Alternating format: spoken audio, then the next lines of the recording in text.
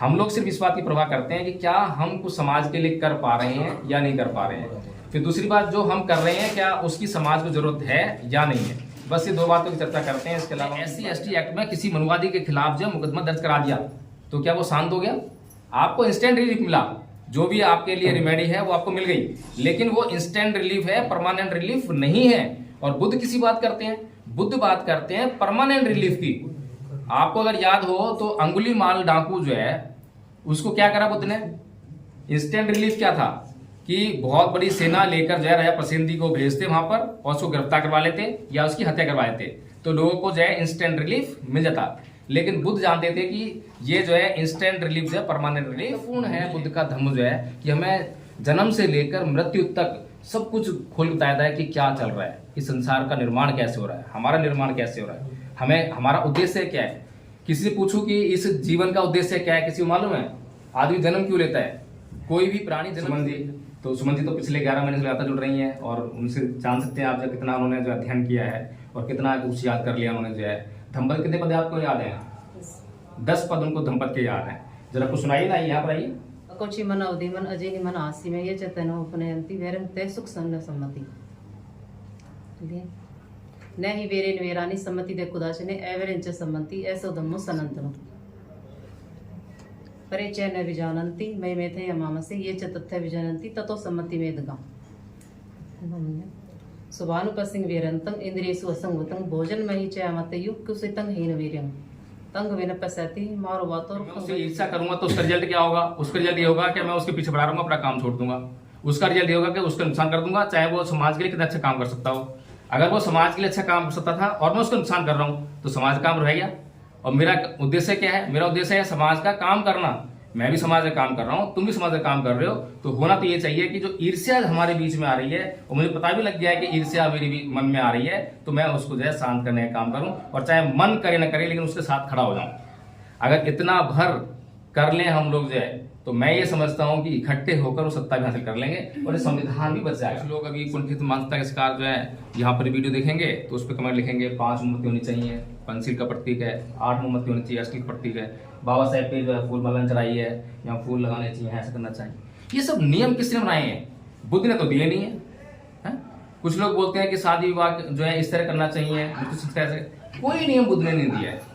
बुद्ध जो है नियमों में मनुष्य को बांधते ही नहीं है। बुद्ध तो जो है स्वतंत्र करते हैं, मुक्त करने के लिए हैं, हर बंधन से मुक्त करते हैं। वो बंधन में कैसे बांध सकते हैं? आज ये जो ओबीसी समाज जो आज हिंदू है, यही ओबीसी समाज कभी जो है बौद्ध हुआ करता था। और जब ये ओबीसी समाज बौद्ध था तो ये जो राष्ट्र है ये बौद्ध राष्ट्र था।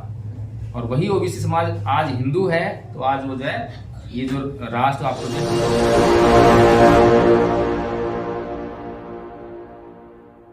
बहुत अच्छा वक्ता नहीं हूँ, बहुत खराब वक्ता हूँ, लेकिन चर्चा करना जानता हूँ बस, और चर्चा ही करेंगे। आज संविधान दिवस मना रहे हैं और संविधान दिवस मनाने की हमें खुशी हो रही है।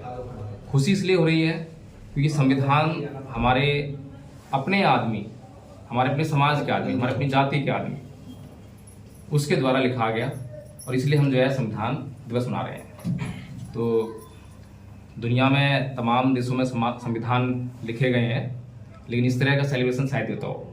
यहाँ पर इसलिए होता है क्योंकि हम लोगों को जो है प्रताड़ित किया गया, दबाया गया, शोषण किया गया, अत्याचार किया गया और उस शोषित समाज में से निकलकर किसी ने जो है मसीहा के रूप में काम किया और संविधान लिखकर हमें दिया और हमारे जितने भी जो कष्ट थे उन सब का निवारण जो संविधान में दे दिया। तो इसलिए ये जो सेलिब्रेशन है तो बनता है। लेकिन एक अहम मुद्दा और भी है कि 26 नवंबर 1949 को ये जो संविधान बनकर तैयार हुआ और संविधान सभा को सौंप दिया गया, लेकिन लागू जो है 26 जनवरी 1950 को हुआ। अब इंटरनेशनल लेवल पर जो पहचान बनती है वो 26 नवंबर 1949 की नहीं बनती है, वो बनती है 26 जनवरी 1950 की। तो बाबा साहेब का नाम जो कि इंटरनेशनल लेवल पे होना चाहिए, आज कहीं ना कहीं हम ये कहें कि हमें एक झुंझुना पकड़ा दिया है। उनको 26 नवंबर हम सेलिब्रेट करते हैं, शायद किसी को तकलीफ नहीं है इस देश में। इस देश के मनुवादी लोगों को बिल्कुल तकलीफ नहीं है कि भाई ये तो दलितों का दिन है। इस देश में 26 नवंबर 1949 का दिन था, आज 26 नवंबर को सेलिब्रेट कर रहे हैं। तो ये सेलिब्रेशन अगर कोई करता है इस देश में तो सिर्फ और सिर्फ बहुजन समाज करता है। मुझे कहने में कोई गुरेज नहीं है। गलत कह रहा हूँ, सही कह रहा हूँ? और बहुजन समाज में भी बहुत छोटा तबका जो जाग गया है, जो जागरूक हो गया है, जो समझता है, जो संघर्ष कर रहा है। तो इस तरह से हमने परम पूज्य बाबा साहब डॉक्टर भीमराव अम्बेडकर को कहने सीमित कर दिया है। तो मेरा एक विचार है कि 26 नवंबर से ये प्रोग्राम जो है स्टार्ट होना चाहिए और 26 जनवरी को जो है ये चरम पर होना चाहिए। उस दिन इतने बड़े लेवल पे प्रोग्राम हो ताकि जो है, क्योंकि उस दिन जो है सारी मीडिया और पूरी दुनिया से जो है हमारे जो क्या नाम है अतिथि भी इस सेलिब्रेशन में आते हैं। पूरी दुनिया नजर उस दिन पे होती है। तो ये तो हो गई संविधान दिवस पे बात जो है संविधान के अंतर्गत, और संविधान के अंदर जो हक अधिकार हैं उन पर तमाम वक्ताओं ने रोशनी डाल दी है। एक कहानी है छोटी सी कि एक बार एक बुढ़िया की सुई खो गई और वो खंबे के नीचे, खंबे में बल्ब लगा हुआ था और उसमें रोशनी हो रही थी, वहां पर जो है वो अपनी जो सुई है वो ढूंढने लगी। एक आदमी भी आके उसकी हेल्प करने लगा, ढूंढने लगा वहां पर जो है। बहुत देर हो गई, सुई नहीं मिली। तो उसने पूछा कि अरे माई, तेरी सुई तुझे पता है कि यहीं खोई थी? कहना भैया सुई तो खैर कुटिया में खोई थी, यहाँ रोशनी हुई इसलिए बोल रही। तो वो हालत हमारे समाज के हैं कि जहाँ पर समस्या है वहां पर समस्या को नहीं ढूंढते हैं, उसका निदान वहां ढूंढते हैं, कहीं और ढूंढते हैं।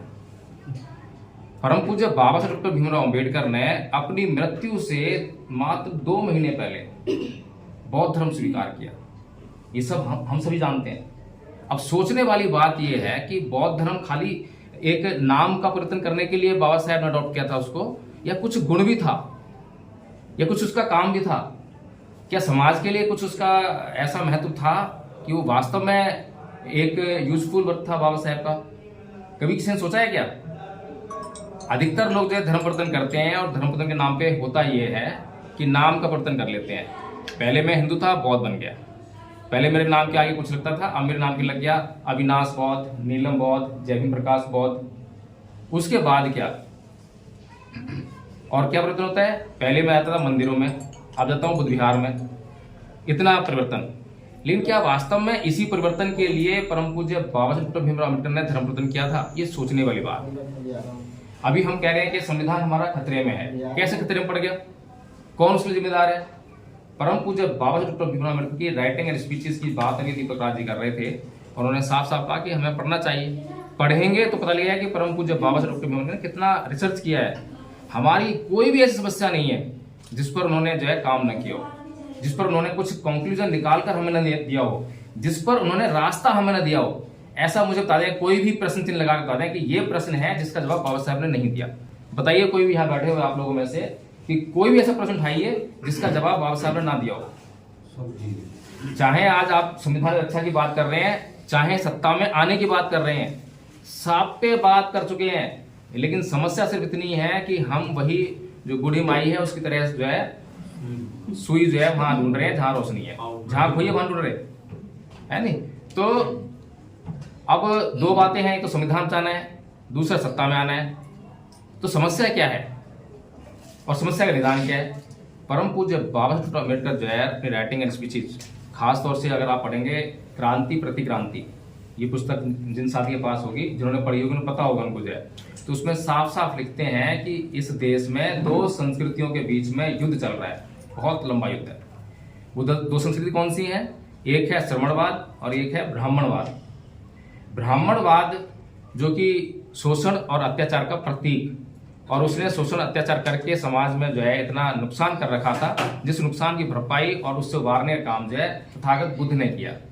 अपने जो सिद्धांत उन्होंने जो इवोल्यूट किए थे उनको प्रचार प्रसार करके जो है अब जो उन्होंने भरपाई की उसकी जो है जो नुकसान की और जो समाज में समानता स्थापित की, लोगों को जो है इतना आराम दे दिया, तो उसके बाद जो है वो क्रांति थी, वो जो है तथागत बुद्ध की क्रांति थी, जो उन्होंने काम किया, जो उस व्यवस्था को उलट दिया, जो असमानता थी उसको समानता में चेंज कर दिया, जहां पर जो शोषण अत्याचार था वहां उससे निजात दिला दी। तो उसके बाद जो है कुछ लंबे समय के बाद फिर उन शोषणकारी शक्तियों को मौका मिला और उन्होंने जो मौका पाकर जो है फिर प्रतिक्रांति की। अब प्रतिक्रांति के फलस्वरूप उसको जो है आज हम भुगत रहे हैं। तो अगर 2 संस्कृति के बीच में युद्ध है तो परम पूज्य बाबा अम्बेडकर कहते हैं कि हमें इस सांस्कृतिक युद्ध में विजेता होना पड़ेगा। जब तक हम इस सांस्कृतिक युद्ध में विजेता नहीं होते हैं तब तक हमारी जो समस्याएं हैं उनका निदान नहीं हो सकता। 1956 में धर्म परिवर्तन करने से पहले उन्होंने जब तमाम तरह का अध्ययन किया, जितने भी धर्म है उनका अध्ययन किया, बहुत सोचार किया और बचपन से ही उनके ऊपर बौद्ध धर्म का प्रभाव था, सिद्धांतों का प्रभाव था। लेकिन जब उन्होंने धर्म परिवर्तन किया तो उसके पीछे मेन वजह ये नहीं थी कि मुझे कुछ करना है, वो सब कुछ कर चुके थे। 1950 में संविधान लागू हो गया था और हिंदू कोड बिल भी उन्होंने लिया था, तमाम राइटिंग स्पीच उनकी कंप्लीट थी। इतना महानतम काम जो उन्होंने किए थे वो बिना धर्म परिवर्तन के ही किए थे। वो खुद बोल सकते थे। बुद्ध के धम्म के जो गुण थे वो उनके अंदर समाहित थे ऑलरेडी, और उनको वो अपने जीवन में जो है उस पर चलकर जो है उन्होंने इतने महानतम कार्य कर सके जो है। तो परम पूज्य बाबा साहेब डॉक्टर भीम अम्बेडकर कहते हैं कि हमें सांस्कृतिक युद्ध में विजेता होना पड़ेगा। तो उसके मायने क्या है? आज अगर भारत की जनसंख्या का थोड़ा सा हम विवरण देखना चाहें तो उसमें जो बहुसंख्यक हैं वे कौन लोग हैं जिनके कारण आज यहाँ की सरकार जो है वो ये कहने के लिए तैयार हो गई है या कहने का साहस कर पा रही है कि आज संविधान को बदल देना चाहिए। फिर वो ये भी कहने का साहस कर लेते हैं कि इस देश को हिंदू राष्ट्र घोषित कर देना चाहिए। ये दोनों बातें आपके बीच चल रही हैं। वो जनसंख्या जो है, जनसंख्या का बल जो है वो उनके पीछे कहीं ना कहीं है, जिसके आधार पर वो ये कहने की साहस जो कर पा रहे हैं। तो वो कौन सा बल है? हमारे पास जो है 85% और 15% का जो कहना रेशो है वो साइमन और कंसर्न ने दिया, बहुजन समाज बनाने का दिया। तो उसमें जो है अभी जो 85% है इसमें कौन कौन शामिल है? SC, ST, OBC और माइनॉरिटीज। और बहुत बड़ा जो समाज है वो OBC समाज है। आज ये जो OBC समाज जो आज हिंदू है, यही OBC समाज कभी जो है बौद्ध हुआ करता था। और जब ये OBC समाज बौद्ध था तो ये जो राष्ट्र है ये बौद्ध राष्ट्र था। और वही OBC समाज आज हिंदू है तो आज वो जो है ये जो राष्ट्र आपको जो है हिंदू दिखाई देता है। और आज हिंदू राष्ट्र की संकल्पना को ये कहने का जो है साहस कर पाते हैं। तो कहने का मतलब सिर्फ इतना ही है कि हमें जिस बात की सख्त से सख्त जरूरत है, हमें जरूरत है सांस्कृतिक परिवर्तन की। धर्म परिवर्तन का मामला जो है सांस्कृतिक परिवर्तन होना चाहिए, ये हमें कभी समझने का प्रयास शायद ही किया हो। अभी जो हम लोग पहले हिंदू थे, हम सभी लोग हिंदू रहे होंगे, तो हिंदू रहते हुए जो जो हमारे अंदर कमियां थी, चित्त में जो बीमारियां थी, क्या बौद्ध होने के बाद वो चित्त की जो बीमारियां हैं उनमें कुछ परिवर्तन हुआ या वैसी वैसी बनी हुई है? उदाहरण के लिए जब मैं हिंदू था तो मैं बहुत गुस्सा करता था, बहुत क्रोधी था। क्या बौद्ध बनने के बाद उसमें कुछ परिवर्तन आया? कुछ आया क्या? काम, क्रोध, मोह, लोभ, द्वेष, तृष्णा, ईर्ष्या से मैं जल रहा था, है? तमाम विकार मेरे भीतर थे हिंदू रहते हुए। क्या बौद्ध बनने के बाद मैंने उन विकारों पर काम करना शुरू किया? क्या नहीं शुरू किया। अगर मैं कुछ अपने चित्त में परिवर्तन कर ही नहीं रहा हूँ और मैं मंदिर जगह बुद्ध विहार में जाके रोज धूप जमा रहा हूँ, रोज फूल चढ़ा रहा हूँ, फूल माला चढ़ा रहा हूँ, तमाम तरह के नियमों का पालन कर रहा हूँ, क्या फायदा उसका? अभी यहाँ पर जो है 4 मोमबत्ती लाई हुई है। कुछ लोग अभी कुंठित मानसिकता के शिकार जो है यहाँ पर वीडियो देखेंगे तो उस पर कमेंट लिखेंगे 5 मोमबत्ती होनी चाहिए, पंचशील का प्रतीक है, 8 मोमबत्ती होनी चाहिए, अष्टमी का प्रतीक है, बाबा साहेब पे जो है फूल माला चढ़ाई है, यहाँ फूल लगाने चाहिए, ऐसा करना चाहिए। ये सब नियम किसने बनाए हैं? बुद्ध ने तो दिए नहीं है। कुछ लोग बोलते हैं कि शादी विवाह जो है इस तरह करना चाहिए, कोई नियम बुद्ध ने नहीं दिया है। बुद्ध जो है नियमों में मनुष्य को बांधते ही नहीं है। बुद्ध तो जो है स्वतंत्र करते हैं, मुक्त करने के लिए हैं, हर बंधन से मुक्त करते हैं। वो बंधन में कैसे बांध सकते हैं? लेकिन हम समझ ही नहीं पा रहे हैं कि हमारी समस्या क्या है। हमारी असली समस्या है सांस्कृतिक परिवर्तन की, और हमारे इस सांस्कृतिक परिवर्तन ना होने के कारण जो है हम आपस में ही एक दूसरे से ईर्ष्या करते हैं, कलह करते हैं, एक दूसरे से कंपटीशन करते हैं। आज देखें तो बहुजन समाज के पास जो है क्या बौद्धिक क्षमता नहीं है क्या? अगर हम जो देखें मतलब जो बौद्धिक स्तर पे हमारे पास जो है डॉक्टर लक्ष्मण यादव हैं, किस रूप में आते हैं? बहुत क्षमता है ना, प्रोफेसर है, PhD कर रखी है, रतन लाल जी है, और मतलब तमाम नाम गिने जाएं, ऋतु है, और क्या नाम है, इंदु चौधरी जी हैं, बहुत बड़े नाम गिने जा सकते हैं जो कि बौद्धिक स्तर उनका कम नहीं है। PhD की है तो बौद्धिक स्तर ऊंचा ही तो है। लेकिन समस्या क्या है? ये इकट्ठा क्यों नहीं हो पाते? अभी जंतर मंतर से आ रहे हैं हम लोग जो है, जंतर मंतर पर जो है अभिषेक जाटव जो है एक अभियान चला रहा है, वो है कि इकट्ठा होने का, कि सारे नेताओं को इकट्ठा होना चाहिए। ये तो वही बात हुई, भगवान बुद्ध ने जो है एक वो बताया कि धम्म क्या है, कि सब पाप से अकड़न कुशल सुपसमता सत्य प्रदर्शन एतम बुद्ध भाषण, कि सभी प्रकार के पापों का न करना, सभी प्रकार के पुण्य कर्मों करना, और अच्छे और बुरे कर्मों के बीच के भेद को जानने के लिए अच्छे और सच्चे चित्त का निर्माण करना, यही धर्म है। अब ये बात हम में से कौन नहीं जानता? सब जानते हैं कि पाप नहीं करना चाहिए। किसी बच्चे से पूछेंगे, बोले अच्छे काम करने चाहिए, बुरे नहीं करने चाहिए, वो भी ये बोल देगा। लेकिन समस्या ये है कि अच्छे काम करने के लिए चित्त का निर्माण कैसे हो? बुद्ध में और तमाम संतों में बड़ा फर्क है। गुरु नानक देव, कबीर देव, कबीर साहब, रवि क्या नाम है, बहुत सारे संत आए। सभी संतों ने हमें जो है अच्छी अच्छी बातें बताई। बोले कि भाई आपको जो है नशा पान नहीं करना चाहिए, चोरी नहीं करनी चाहिए, झूठ नहीं बोलना चाहिए। पंसील करते ना हम, जो है पंसील में भी करा हमने, जो यही बोला है। लेकिन इसका आचरण हम कर पाए, वो मानसिक स्थिति को कैसे तैयार करें? ये जो सारे नेता जो हमारे आकर जो है मंच पर आते हैं और हमारा दुख रोते हैं कि बहुजन समाज का सबसे बड़ा हितैषी मैं ही हूँ, मुझसे बड़ा हितैषी कोई नहीं है, लेकिन तुम भी हितैषी हो, वो भी हितैषी है, वो भी हितैषी है, तुम भाई फिर सत्ता से दूर कैसे हो? है? अगर तुम सारे लोग इकट्ठे होकर मिल जाओ, तो अगर मान लो हमारे समाज को नुकसान कर रहा है, आरोप लगाते हैं कि बीएसपी जो है क्या नाम है, बोर्ड कहते हैं सो टिकट जो है बेचती है, ये करती है, वो करती है, ठीक है। तुमने दूसरा बनाया कोई प्लेटफॉर्म जो है, तुम्हारे प्लेटफॉर्म दूसरा नहीं बना, तुम्हारे कई प्लेटफॉर्म बन गए, तुम्हारा अलग है, तुम्हारा अलग है, तुम्हारा अलग है। तो तुम्हारे प्लेटफॉर्म अलग क्यों है? इकट्ठे क्यों नहीं हो पा रहे हो? कारण वही है कि तुम लोगों ने जो है अब तक बाबा साहेब डॉक्टर भीमराव अम्बेडकर पढ़ाई नहीं है, बुद्ध धर्म की तरफ तुम्हारा ध्यान ही नहीं गया है। कोई जो है अपने आप को सिख कहता है, कोई मुसलमान कहता है, कुछ भी कहिए, लेकिन कम से कम बौद्ध धर्म के जो गुण हैं, बुद्ध ने कभी किसी को बौद्ध बनने तो कहा नहीं है। कभी किसी ने सुना है कि बुद्ध ने किसी को बौद्ध बनाया हो? बुद्ध ने कभी किसी को बौद्ध नहीं बनाया। बौद्ध होना मतलब एक समुदाय को इकट्ठा कर देना। जैसे ही समुदाय बनेगा, दूसरा समुदाय जो उसके हित हैं, ये समुदाय के हित हैं, आपस में टकराव होगा। बुद्ध ने तो केवल यही कहा है कि अपने चित्त में अगर कुछ विकार हैं तो उनको निकाल बाहर करो, उनको शुद्ध करो। चित्त की शुद्धि ही आपकी मुक्ति का मार्ग है, इतना भर कहा है। अब बताइए इस बात को किस पे लागू करें, किस पे ना लागू करें? मुसलमानों को छोड़ दें, सिख को छोड़ दें, ईसाई को छोड़ दें, कोई छोड़ा ऐसा है क्या? बताओ, किसी जरूरत नहीं है। बुद्ध का धम्म एकमात्र ऐसा धम्म है जो सार्वजनीन है, सर्वकालिक है, सार्वभौमिक है, वो किसी में भेद नहीं करता। तो अब हमारे समाज के जो नेतृत्व करने वाले लोग हैं, जो मंच माइक लेकर जो है बड़े बड़े भाषण देने वाले लोग हैं, क्या उनको ये बात समझना चाहिए? क्या जब उनके भीतर दूसरे नेता के प्रति ईर्ष्या होती होगी? अब हम यहाँ बैठे हुए हैं, हमारे भीतर भी कभी भी जब जो है ये जो विकार होते हैं, काम, क्रोध, मोह, लोभ, द्वेष, तो कभी भी पैदा होती होगी, तो हमें क्या पता नहीं लगता क्या कि मुझे अब इससे ईर्ष्या हो रही है? मालूम पड़ता नहीं पड़ता? जब मुझे ईर्ष्या हो रही है, मुझे मालूम पड़ गया, तब तो मैं उस पर काम कर लूं कि मैं उससे ईर्ष्या करूंगा तो उसका रिजल्ट क्या होगा? उसका रिजल्ट ये होगा कि मैं उसके पीछे बढ़ा रहूंगा, अपना काम छोड़ दूंगा। उसका रिजल्ट ये होगा कि उसका नुकसान कर दूंगा, चाहे वो समाज के लिए कितना अच्छा काम कर सकता हो। अगर वो समाज के लिए अच्छा काम कर सकता था और मैं उसका नुकसान कर रहा हूं, तो समाज का काम रह गया। और मेरा उद्देश्य क्या है? मेरा उद्देश्य है समाज का काम करना। मैं भी समाज में काम कर रहा हूँ, तुम भी समाज में काम कर रहे हो, तो होना तो ये चाहिए कि जो ईर्ष्या हमारे बीच में आ रही है, और मुझे पता भी लग गया है कि ईर्ष्या मेरे भी मन में आ रही है, तो मैं उसको जो है शांत करने का काम करूं, और चाहे मन करे ना करे, लेकिन उसके साथ खड़ा हो जाऊं। अगर इतना भर कर लें हम लोग जो है, तो मैं ये समझता हूं कि इकट्ठे होकर वो सत्ता भी हासिल कर लेंगे और ये संविधान भी बच जाएगा।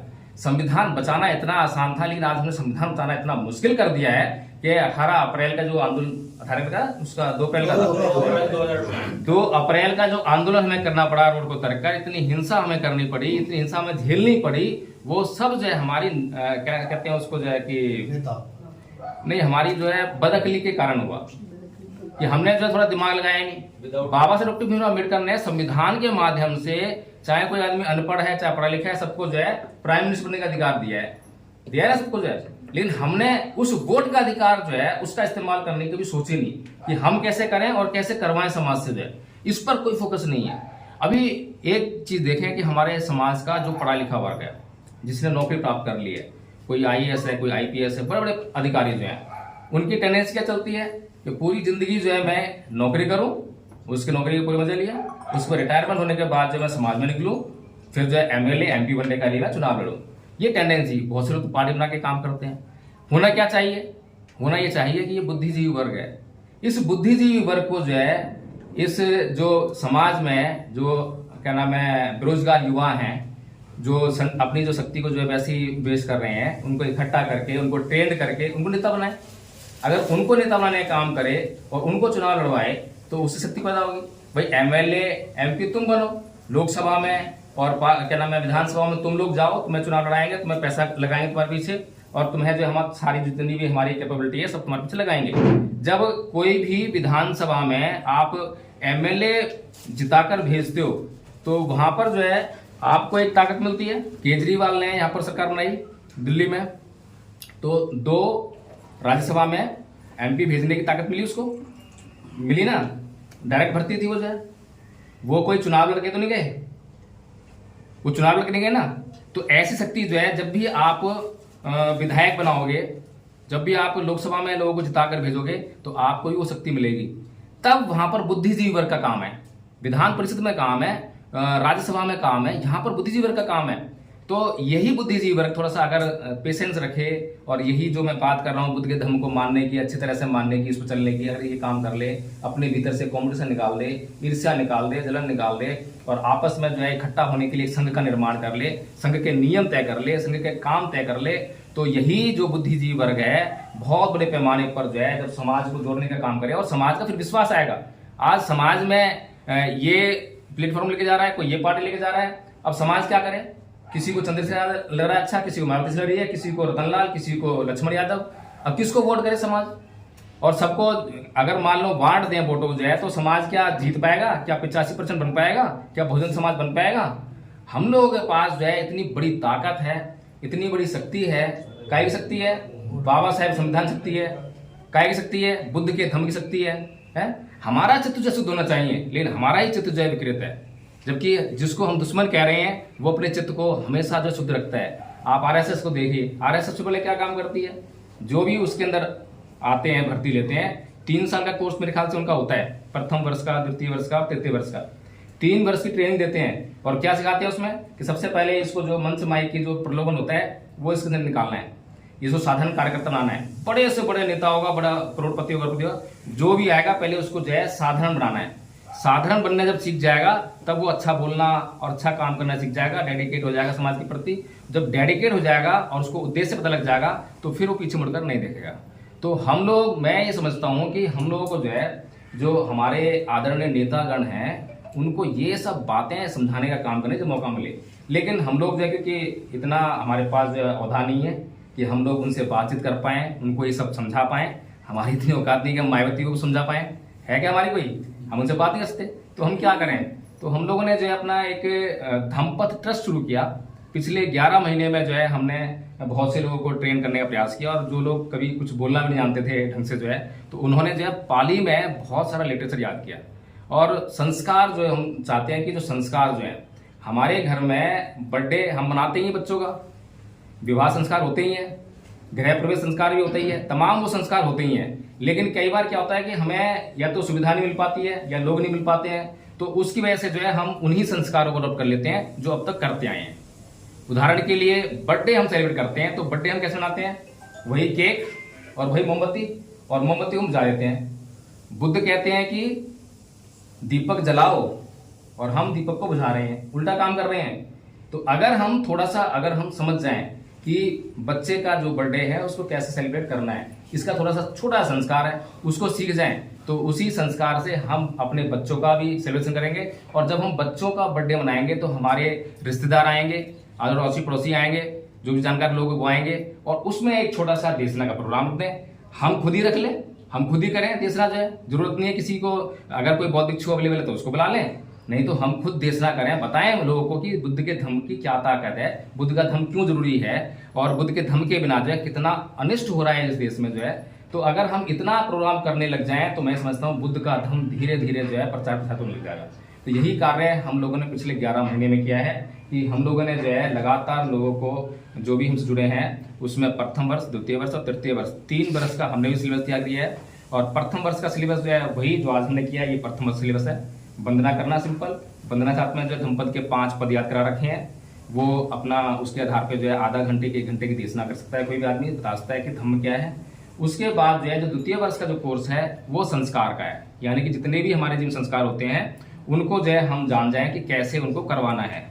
तो हमारे पास संस्कारकर्ता पैदा हो जाएंगे।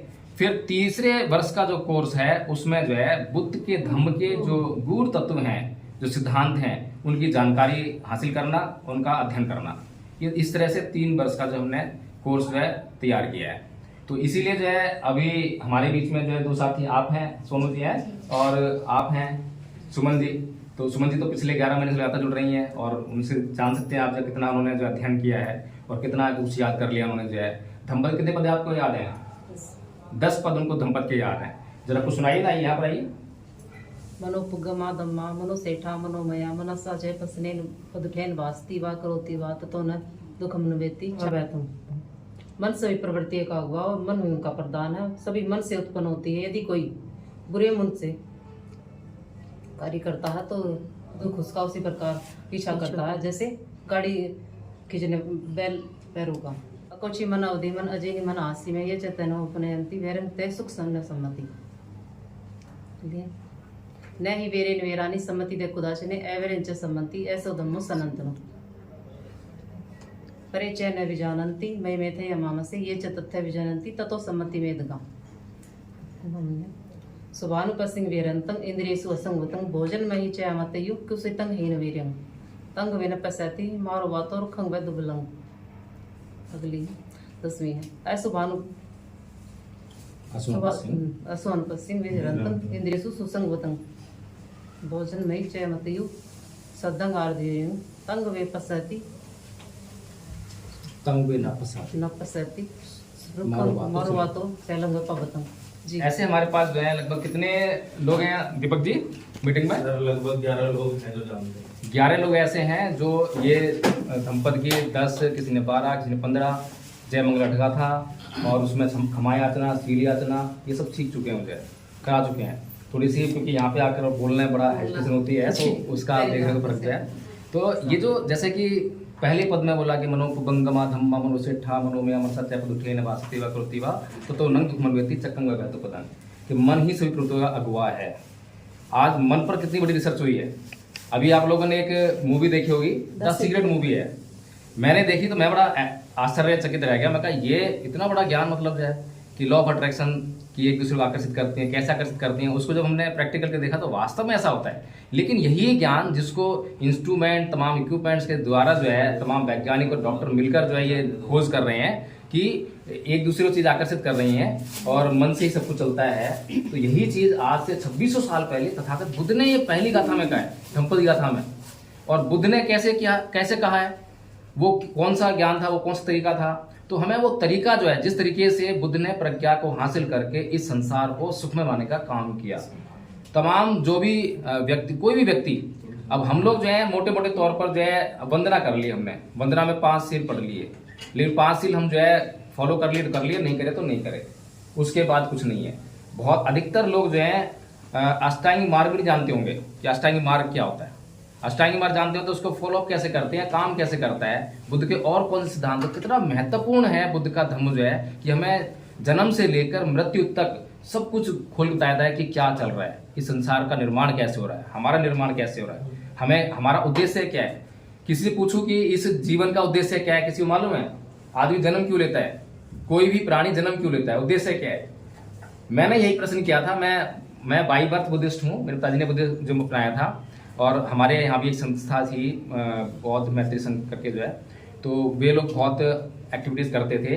तो उनसे मैंने यही प्रश्न किया कि साहब मुझे एक प्रश्न तंग कर रहा है। वो प्रश्न ये है कि हम जन्म क्यों लेते हैं? जन्म लेते हैं, स्ट्रगल शुरू आता है, बड़े होते हैं, बड़े होते हमारे बहुत स्ट्रगल करना पड़ता है, पढ़ाई लिखाई करनी पड़ती है, इतनी अध्ययन करना पड़ता है, फिर नौकरी हासिल कर ली, फिर नौकरी करते हैं पूरी जिंदगी, फिर मर जाते हैं। क्या मरने के लिए हमने जो है जन्म लिया था? तो समझ में नहीं आ रहा कुछ जो है। तो मैंने पूछा तो कोई जवाब नहीं था। जब हमारे पास किसी प्रश्न का जवाब नहीं होता तो सामने से जो है थोड़ा सा विश्वास कम होता है। अब बुद्ध जो है इस बात का प्रश्न का आपको उत्तर देते हैं, लेकिन बुद्ध जो उत्तर देते हैं वही जान पाएगा जो अध्ययन करेगा। अध्ययन से हमारा कोई नाता नहीं है। बुद्ध और उनका धम्म परम पूज्य बाबा साहब डॉक्टर भीमराव अम्बेडकर ने बड़ी मेहनत के द्वारा तैयार किया। हम में से कितने लोग हैं जिन्होंने उसका एक बार अध्ययन कर लिया है? एक बार बताएं जरा, एक बार अध्ययन कर लिया पूरी किताब का?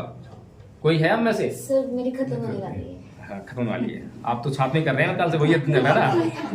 हाँ, चलो आधी का कितने कर लिया, आधी पुस्तक का अध्ययन कर लिया हो, कुछ का हो गया सर, पर 2 बार हो गया आदि का, हाँ। पहले भी किया हुआ है। तो कहने का मतलब ये है कि हम खाली नाम लेने से, अभी हम संविधान के खूब गुणगान कर रहे हैं, बाबा साहब का खूब गुणगान कर रहे हैं, कुछ फायदा होने वाला नहीं है।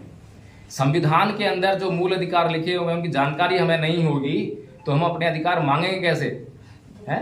हमारे पास जो 51A(H) में क्या लिखा हुआ है, साइंटिफिक टेम्परामेंट की बात लिखी हुई है, सुप्रीम कोर्ट जाके आज का केस दायर करेंगे, संविधान को पढ़ने के बाद पता लग पाएगा। इस तरह से बुद्ध का धम्म है, गुणकारी है। बाबा साहेब ने केवल इसलिए इस धर्म को परिवर्तित नहीं किया था, परिवर्तन नहीं किया धर्म का जो है कि खाली मैं अपने लोगों को बौद्ध बना दूं, और उसके बाद बाबा साहेब जानते थे कि मेरे लोग जिस दिन बुद्ध के धम्म का अध्ययन करने लगे उनके सारे दुख दूर हो जाएंगे। बहुत से लोग बोलते हैं कि संविधान जो है हमारे लिए सर्वोपरि सब कुछ है। मैं कहता हूं कि विनय बुद्ध का धम्म उससे भी ऊपर है। आपको जो संविधान है, संविधान के द्वारा जो कानून है वो क्या काम करते हैं, वो आपको जो है इंस्टेंट रिलीफ देते हैं। आपको किसी ने अभी गाली दी, अत्याचार हुआ, मारपीट करी, आपका सर फोड़ दिया, तो आप तुरंत पुलिस में जाकर जो प्रोटेक्शन ले सकते हैं, ये एक इंस्टेंट रिलीफ है। लेकिन ये कोई परमानेंट रिलीफ नहीं है। आपने SC/ST एक्ट में किसी मनुवादी के खिलाफ जो मुकदमा दर्ज करा दिया तो क्या वो शांत हो गया? आपको इंस्टेंट रिलीफ मिला, जो भी आपके लिए रेमेडी है वो आपको मिल गई, लेकिन वो इंस्टेंट रिलीफ है, परमानेंट रिलीफ नहीं है। और बुद्ध किसी बात करते हैं, बुद्ध बात करते हैं परमानेंट रिलीफ की। आपको अगर याद हो तो अंगुलीमाल डाकू जो है उसको क्या करा बुद्ध ने? इंस्टेंट रिलीफ क्या था कि बहुत बड़ी सेना लेकर जो है राजा प्रसिद्धि को भेजते वहां पर और उसको गिरफ्तार करवा लेते या उसकी हत्या करवा लेते, तो लोगों को जो है इंस्टेंट रिलीफ मिल जाता। लेकिन बुद्ध जानते थे कि ये जो है इंस्टेंट रिलीफ जो है परमानेंट रिलीफ नहीं है, लोगों को परमानेंट रिलीफ देना है। तो बुद्ध ने क्या करा? बुद्ध निहत्थे जो है जंगल में प्रवेश करते हैं, कोई सेना नहीं है, कोई हथियार नहीं है, बिल्कुल निर्भीक, और उस अंगुलीमाल डाकू को जो है अपने पीछे पालतू पशु की तरह बनाकर ले आते हैं और समाज में लाकर क्या बनाते हैं? भिक्खु बनाते हैं। और वही भिक्खु जो समाज का नुकसान कर रहा था, अब वही भिक्खु जो है समाज का कल्याण करने लगा और एक अरहत भिक्खु बन गया। तो बस शॉर्ट में कहने का मतलब यही है कि हम लोग जो है बिना इस बात की परवाह किए कि हम लोगों का जो धम्मपथ ट्रस्ट बड़ा है, छोटा है, अच्छा है, बुरा है, कैसा है, कैसा नहीं है, हम लोग इसकी परवाह नहीं करते हैं। कभी भी हम जो है फंड की परवाह नहीं करते हैं। हम लोग सिर्फ इस बात की परवाह करते हैं कि क्या हम कुछ समाज के लिए कर पा रहे हैं या नहीं कर पा रहे हैं। फिर दूसरी बात, जो हम कर रहे हैं क्या उसकी समाज को जरूरत है या नहीं है। बस ये 2 बातों की चर्चा करते हैं, इसके अलावा हम किसी बात नहीं करते। और रोज सुबह 5:30 बजे से लेकर 6:30 बजे तक और रोज शाम को 8:30 बजे से 10 बजे तक गूगल मीट पे जो है हम लोग चर्चा करते हैं। वहां पर हर तरह की चर्चा उपलब्ध है। जो भी ज्ञान आपके पास है आप भी बताओगे, मेरे पास है मैं बताऊंगा। कोई ये क्लेम नहीं करता कि मैं सर्वोपरि हूँ, मैं सबसे ज्यादा जानता हूँ, कोई क्लेम नहीं है। सभी लोग एक दूसरे का आदर सम्मान करते हुए और इन बातों को अपने जो भी समस्याएं हैं, धर्म के तत्व जो समझ में नहीं आ रहे हैं वो, या कोई और समस्याएं जीवन में व्यवहारिक समस्याएं, आपको एक उदाहरण देता हूं मैं। अभी सुमन जी ने आपको एक गाथा सुनाई थी, अकोछी मंग अवधि मंग अजीनी मंग अहासी में ये चतंग पनहंती बेरंग तेसंग न सम्मति। ये गाथा बहुत महत्वपूर्ण है। यानी उसने मुझे लूट लिया, उसने मुझे गाली दे दी, उसने मुझे मारा, उसने मुझे जीत लिया, जो इस प्रकार की बातों को अपने मन में बना रखते हैं उनका वैर कभी शांत नहीं होता। अब यही गाथा जो है मेरे साथी थे, तो हम लोग पार्क जाया करते थे सुबह सुबह, और पार्क जाते थे तो यही गाथा उनको मैं जो है रटा रहा था, ऐसे याद करा रहा था और अर्थ भी याद करा रहे थे हमको जो है, तो उनको याद भी हो गया अच्छी तरह से। एक दिन जो है मेरे पास फोन आया उनके घर से, उनकी मैडम का, और वो दिल्ली पुलिस में जॉब करते हैं, मेल जो है। तो उनका फोन आया मैडम का कि ना हमारे घर में झगड़ा हो गया हम दोनों के बीच में और पिछले 3 दिन से हमारे बीच में बोलचाल नहीं है। मैं ठीक है जी, तो प्रकाश जी आप जो जल्दी घर आ जाओ। हम पहुंच गए घर पे जो है। जैसे हम पहुंचे तो उसी वक्त वो ड्यूटी से आए थे साहब जो है, तो पानी लेकर आई मैडम जो उनके लिए। और जैसे उन्होंने पानी आगे किया पीने के लिए, तो उनको बोलते हैं कि अगर ये लोग यहाँ पे घर ना आए होते, घर पे ना होते, तो ये पानी का गिलास तेरे मुंह पे दे के मारता मैं। फिर मैंने जो है उनसे सिर्फ छोटी सी बात पूछी कि आप मुझे ये बताइए कि हम रोज सुबह जो है पार्क में एक गाथा याद करते हैं, उस गाथा का मतलब क्या है।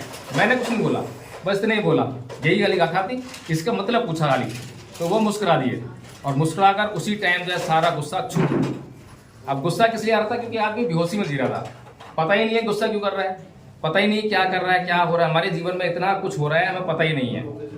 हम विपස්සना करते हैं, विपස්සना में यही सब सीखने का काम करते हैं कि हम अपने जीवन में जागरूक रह के अपने जीवन को जी सकें और जितने भी चित्त में विकार हैं उनको समझ सकें, जान सकें और उनको दूर करने का धीरे धीरे प्रयास करें। बस एक ये प्रयास है। तो इन्हीं सब बातों के साथ में अपनी बात समाप्त करता हूँ।